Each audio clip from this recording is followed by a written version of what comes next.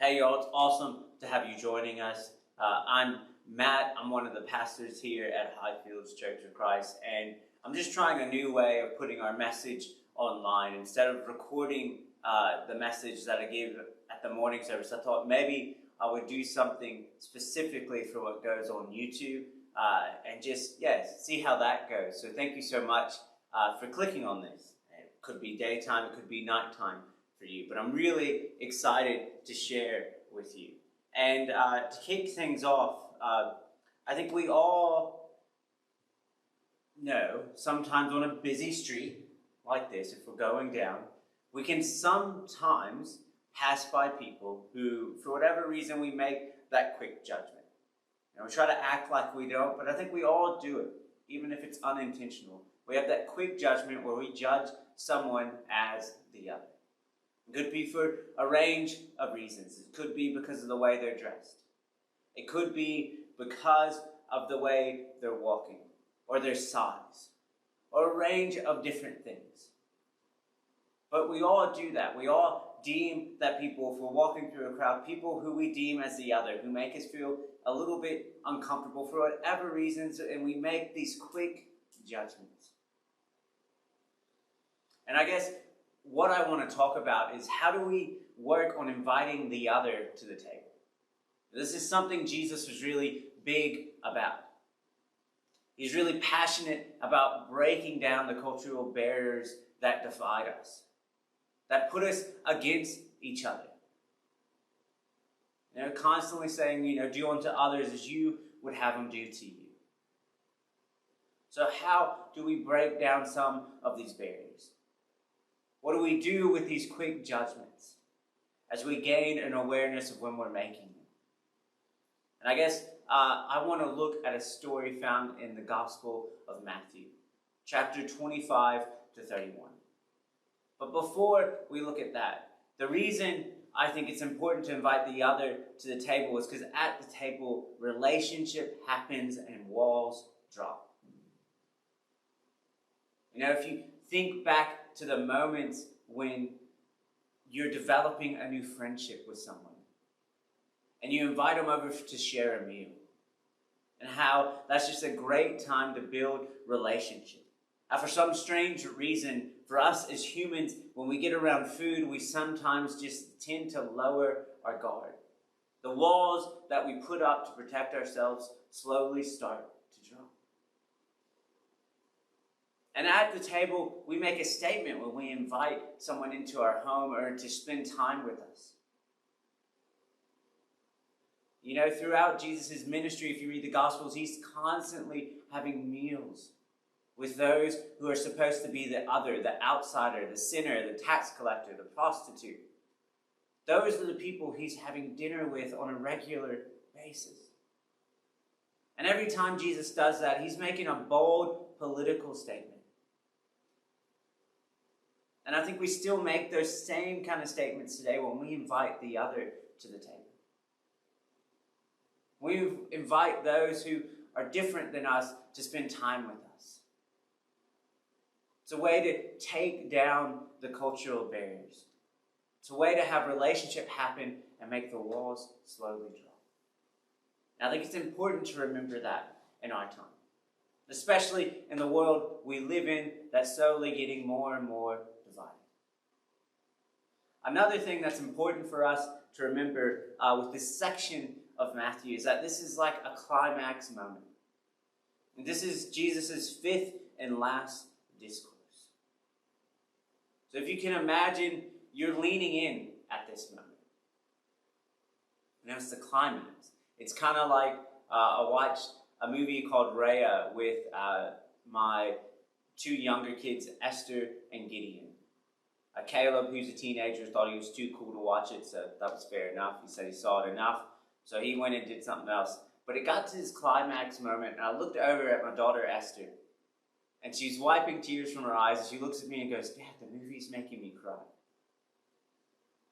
And I think the reason this movie was making her cry is because it's at this climax moment, and she's leaned in, she's fully engaged. And I think not only do we have the Gospel of Matthew setting this up where we're fully engaged in this moment, you also have it, this is towards the end of Jesus' discourse. So everyone's leaning in. It's that climax moment. So it's important we allow ourselves to lean in before we read this story. Because the story can be challenging. This is one of the few stories where Jesus talks about a judgment, where he's going to come and judge the nations. So let's dive into this story now. And this is how it begins. When the Son of Man comes in his glory and all the angels with him, then he will sit on the throne of his glory. All the nations will be gathered before him, and he will separate people one from another, as a shepherd separates the sheep from the goats. And he will put the sheep at his right hand and the goats at his left. Now, I want to pause for a moment because you might be asking, why sheep and goats? And yes, just to, make it pretty clear, I know sheep doesn't have an S, but I just wanted to add an S. I feel like sheep deserves an S. I never fully understood it, so thought, hey, I'll add an S to it. But moving on from that, when we look at why Jesus is talking and using the analogy of sheep and goats, I think it's important to dive into that. If we look at the history of that time, a lot of shepherds would have known that sheep have a fuller coat, so you separate them at night from the goats because the goats need a fire to stay warm. But I don't think it's only that. Sheep are known as kind of like they have this herd mentality. Right? So what that means is a sheep thinks about the group. A sheep's not going to race off and do its own thing. So that's why I like to imagine the sheep are more like advocates. Advocates in the sense that if they're in a group, they're going to speak up for the group. They're all about the group. They're not just thinking about themselves. Now, goats' behaviors are a bit different. If you've ever owned a goat, I don't know, maybe you have, but goats typically, they do what they want. Goats are known for wandering off on their own. They're known for being stubborn, for just looking out for themselves. That's why I like to think of the goat as more individualistic. It's not thinking about the group. If the group was going one way and it saw a cool flower another way, it's going to go that way. So I think Jesus is kind of using this analogy to help people understand and lean into the story more. Because although they would have known about why shepherds separate sheep and goats, they would have known the difference between sheep and goats. I mean, it's a time when agriculture is all around. It's not like today where we're in a city and we're separated from it. They wouldn't have been separated from it. I think it's important to realize that. Let's keep going. Then the king will say to those at his right hand, "Come, you who are blessed by my Father. Inherit the kingdom prepared for you from the foundations of the world. For I was hungry, and you gave me food. I was thirsty, and you gave me something to drink. I was a stranger, and you welcomed me. I was naked, and you gave me clothing. I was sick, and you took care of me. I was in prison, and you visited me." Then the righteous will answer him, "Lord, when was it that we saw you hungry and gave you food, or thirsty and gave you something to drink? And when was it that we saw you a stranger and welcomed you, or naked and gave you clothing? And when was it that we saw you sick or in prison and visited you?" And the king will answer them, "Truly I tell you, just as you did it to one of the least of these brothers and sisters of mine, you did it to me." Now I want to pause here because I think something's really interesting. Right? In this story, when Jesus is saying to the sheep that, look, you've done the right thing. You've inherited, you can go, enjoy. He doesn't tend to bring up theology and creeds. And I think that can be challenging for some of us, especially in our Western culture where we get so caught up in our head. But I think what it shows me is theology and creeds aren't bad, but any theology or creed that I have should move me to act in a loving way to my neighbor. If it doesn't, then I need to reassess.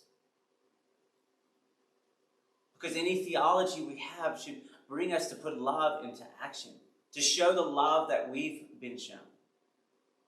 And this doesn't come from a work-based kind of theology, because I think the surprise of the sheep makes that clear. It makes it clear that the sheep weren't caring for others to try to tick boxes. They were caring for others because they're just so wrapped up in the love of God, and they know how real it is that the love of God's just flowing out of them. That every time they see someone else in pain, they're moved to do something. They're moved not to just walk by, because they know God wouldn't walk by them. And when Jesus at the end is talking about, you did these for the least of my brothers and sisters, I really believe he's talking about all of humanity. Because I'm sure we all know sometimes family can be messy. You know, you might have siblings or parents, but there can sometimes be clashes where there's cutoffs. Or maybe a brother cuts off a sister or something like that. But even if that happens, it doesn't change that person from being a brother. They might be distant, there might not be that relationship, but they're still a brother. And I think Jesus makes that clear with his whole life, with his whole ministry, with what he did on the cross, and we get up about and talk at communion. We talk about how God so loved the world that God made a way. God wanted to bring all of humanity back. So I think for brothers and sisters, this is all of humanity. For anyone. Let's keep reading. Then he will say to those at his left hand, you who are accursed, depart from me into the eternal fire prepared for the devil and his angels. For I was hungry, and you gave me no food. I was thirsty, and you gave me nothing to drink. I was a stranger, and you did not welcome me. Naked, and you did not give me clothing. Sick, in prison, and you did not visit me. Then they will also answer, Lord, when was it that we saw you hungry or thirsty, or a stranger, or naked, or sick, or in prison, and did not take care of you? Then he will answer them, truly I tell you, just as you did not do it to one of the least of these, you did not do it to me. And these will go away into eternal punishment, but the righteous into eternal life. Now, it's a challenging section of scripture to read, and there's a lot I could unpack from that. And maybe that will be saved to another message, but just for now, I want to look at the goat's response, because I think it's interesting. I think it's interesting how the goats are so defensive at first. And I think it kind of connects with the surprise of the goats. You know, we get defensive really quickly sometimes when our ego gets in the way, when we think we're entitled. Right? Well, our back goes up really quick. And I think you kind of see that in the goats. There's this sense of entitlement. There's this sense of ego, like, what are you talking about? How did we miss it? But I think it's pretty clear from what Jesus is saying, regardless of the theology or creeds that they have, they weren't putting love in action. So love was not in action. Which, you know, we read in the epistles, John talks about, if we know God, then we're going to love our brother and sister. If we don't, then we don't know what true love is. So to me, it sounds like these goats haven't been able to sit in God's love. To have God's love really change them and call them to action for their neighbor. For those who are marginalized, for those they don't understand, for those they deem the other. And I think, to me, this whole section of Scripture makes it really clear that our job is to put on a Jesus lens and invite the other to the table. Now, we're meant to put on our Jesus lens and see Christ in others.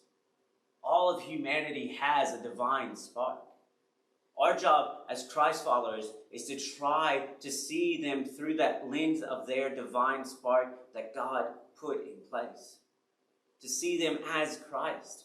That's what we're called to do. And then we're called to invite the other, those that we don't understand, those that we disagree with, those that we struggle with, to the table. I guess my question is, will we do that? Because it's easy to talk about. It's easy to talk about if we're in the right situation, if our week's going right and all those things. But what about in the times our week's not going right? Or the times no one's watching? Or the times that we're caught up in busyness? Will we put on our Jesus lens and see others as Christ? Or will we just walk by?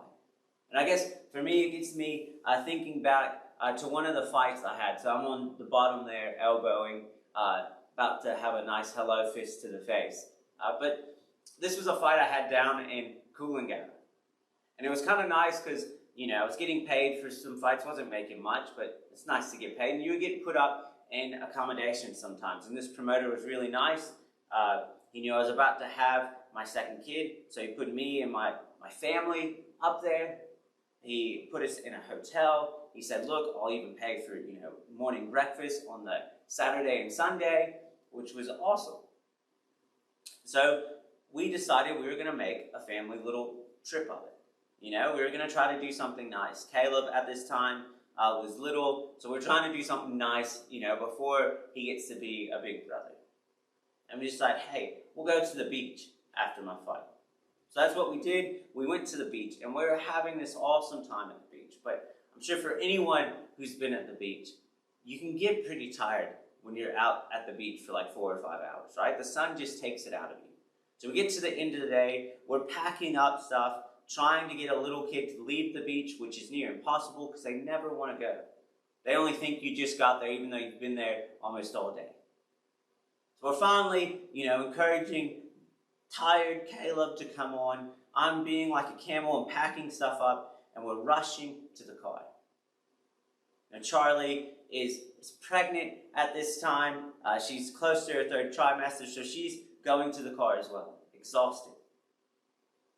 And we walk past this lady who looks a bit disheveled. And she tries to get our attention. She goes, excuse me. And I do the real Christian thing of trying to pretend I didn't hear her and walking past. But this lady just said it again. So we turned around, and she gives us this story about how she's been stranded, she's got no contacts, and she just wanted to use our phone. Now we're tired. We have Caleb who's kind of cranky that now we've stopped and trying to run off. And we're like, oh, sorry, we can't. And we, go to our car. I think I even try to make up the excuse that my phone's dead, and then my phone dings on me. So we go to the car. We get to the car, we pack everything in, and I'm sitting there, and I look at Charlie, and I'm like, oh, I think we should go back and find the lady. So I get out of the car. I go rushing to find this lady. I go running up the boardwalk, right along the beach, and I can't find her anywhere. And she was gone. So when I look at moments like that, that's a moment that I missed it. I didn't put on my Jesus lens. I didn't see this person in the image that God created them. I just walked by in my busyness. And if we're honest, it wouldn't have been hard to put my stuff down and give her a phone to make a phone call. Even just stand there and let her make the phone call. So what if a little kid runs around? There were so many options, but I didn't. I didn't put on the Jesus lens. I missed it. So I guess my question is, will we do it in times like that? Will we put on a Jesus lens in moments like that? To help unpack what I mean more, I want to share with you 2 stories. The first is about Francis of Assisi. Now, Francis of Assisi was born into wealth. He's born into the right family. One day, he's riding his horse through town, and he sees a man disfigured by leprosy. So moved by this, Francis dismounts from his horse and hugs this man. And as he hugs this man, he says that this man's disfigured face of leprosy turned into the face of Christ. And this completely changed Francis's life. And you can read up about St. Francis and the Franciscan movement. It's really beautiful. But this is a moment that changed his whole life where he put on these Jesus lenses. And there's another story of Martin of Tours. He was a Roman soldier and a Christian. And one winter, he's, riding through town, and a beggar asks him for alms, ask him for some money. Martin has no money on him, but he can tell this beggar is really cold and not in good shape. So he takes off his soldier clothes, rips it in half, and gives half to the beggar, and he keeps it. And then he goes home. He has a dream that night that he's in the heavenly courts, and Jesus is wearing his half-battered soldier clothes. And in this dream, an angel asks Jesus, why are you wearing that old battered cloak? And Jesus replies to this angel, my servant Martin gave it to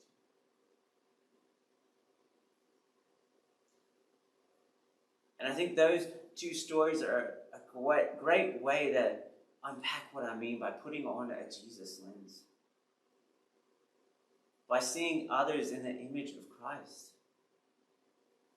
By being moved to show them love when they're in need.